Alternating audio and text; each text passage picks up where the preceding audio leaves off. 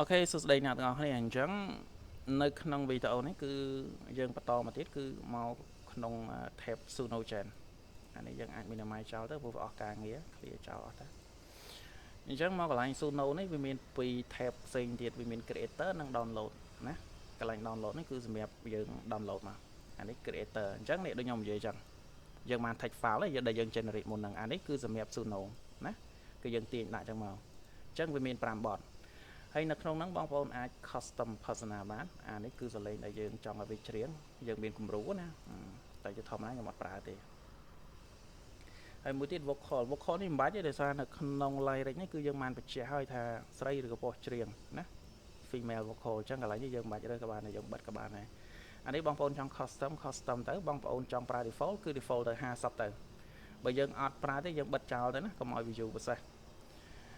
បើក្នុងករណីយើងប្រើថាណាយើងទាញមកយើងទាញវាយ៉ាប់បើកវាសិនយើងទាញដាក់30ជាងអីចឹងទៅអានេះ40ជាងអីទៅហើយមួយទៀតតាក់ទងទៅនឹងការ import នេះមក album នេះបងប្អូនអាចទាញ album បានច្រើនណាឧបមាថាបងប្អូនមានប្រហែល2 3 album បងប្អូនទាញដាក់បន្តកតុយគ្នាចឹងមកអញ្ចឹងគឺវាស្គាល់អញ្ចឹងបន្ទាប់ពីវាចប់ពីមួយ album ទៅមួយ album ឧបមាថាបងប្អូនធ្វើម្ដង10 album បងប្អូនខ្ជិលអូខេ import ទាំង10 តិចហ្នឹងចូលមកមួយ album 22បទគ្រាន់បើដែរច្រើនហើយយើងទុកចោលទៅវាធ្វើការឲ្យអញ្ចឹងខ្ញុំ sample តែ5ហ្នឹងទេខ្ញុំថា5ហ្នឹងយូរផងតោះអញ្ចឹងខ្ញុំបិទចោលខ្ញុំអត់យកទេកុំឲ្យ view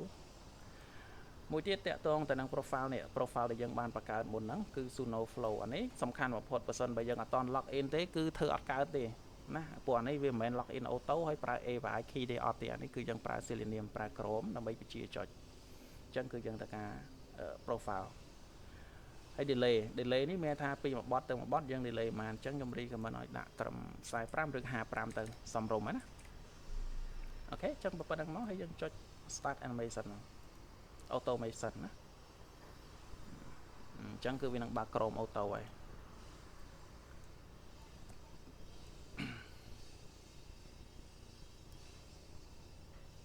អញ្ចឹងវីដេអូនេះប្រហែលជារៀងវែងបន្តិចអញ្ចឹងវាបង្កើត workspace ឲ្យអានេះ workspace ហ្នឹងគឺដូចទៅនឹងឈ្មោះ album យើងឈ្មោះអីវាបង្កើត workspace ឲ្យឈ្មោះហ្នឹង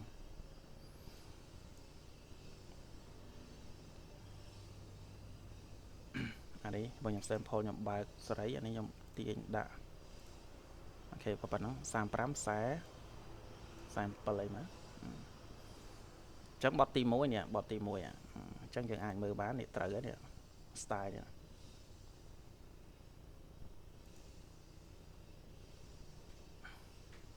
កន្លែងនេះខ្ញុំដាក់ឲ្យវាយដូចមនុស្សដោយសារវាខ្លី lyric វែងវាយដូចមនុស្សអត់កើតអញ្ចឹងចាយពេលយូរ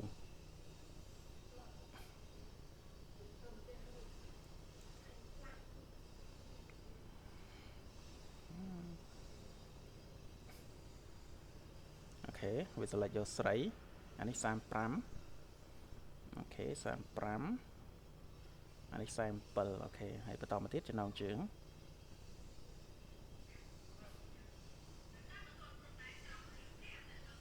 ចុច create អូខេអ្នកទៅហើយអញ្ចឹងបើក្នុងករណីវា load captcha គឺវានឹង auto soul ឲ្យយើងដោយសារយើងមាន API នេះណាអញ្ចឹងបាទខ្ញុំទាមទារឲ្យមាន API to captcha ដើម្បីការពារនៅពេលដែលវាចុចទៅពេលខ្លះវាទាញ captcha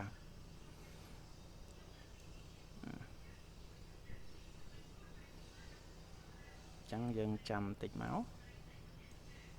ប្រហែលជាខ្ញុំត្រូវបិទធ្វើ track ទី2កុំឲ្យវាវែងពេកណានេះខ្ញុំគ្រាន់ sample ដើម្បីឲ្យមើលទេ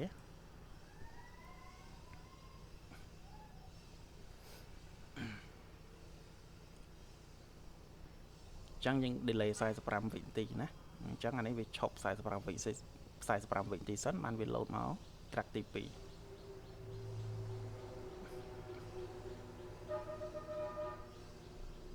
អូខេមក track ទី2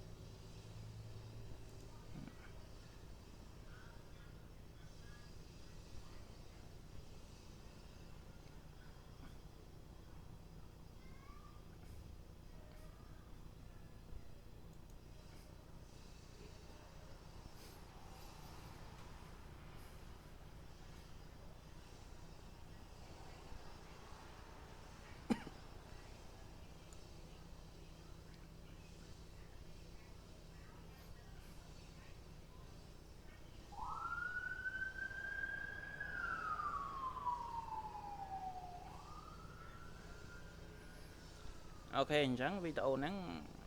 ប៉ុណ្ណឹងចុះណាព្រោះអានេះគឺវា loop ទេគឺវា step គឺវាដដែលទេវាធ្វើតអស់វាថាមាន22 bot ឬក៏10 bot គឺវាធ្វើតអស់បើវាឈប់ណាអញ្ចឹងវាអត់មានអីអញ្ចឹងទេគឺមានតែប៉ុណ្ណឹងទេណាអញ្ចឹងចាំជួបគ្នានៅវីដេអូក្រោយ